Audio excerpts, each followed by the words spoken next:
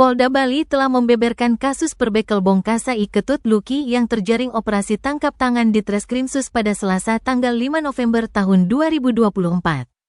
Polisi pun membuka borok pelaku dalam melancarkan aksi meminta fee proyek kepada kontraktor.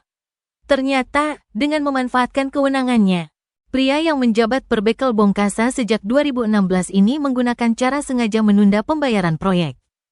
Dia berani bermain api padahal sumber dananya berasal dari Desa Tahun Anggaran 2024 atau BKK Kabupaten Badung untuk Desa Bongkasa Abian Semal Badung.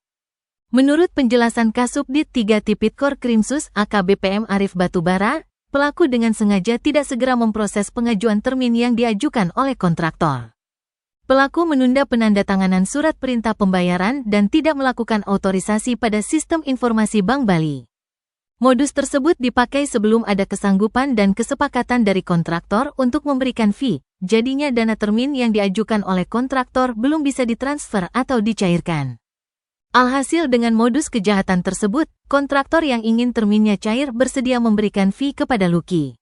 Namun ketika akan menyerahkan uang yang diminta senilai 20 juta di Puspem Badung, pria asal Banjar Tanggayuda Desa Bongkasa ini langsung diringkus.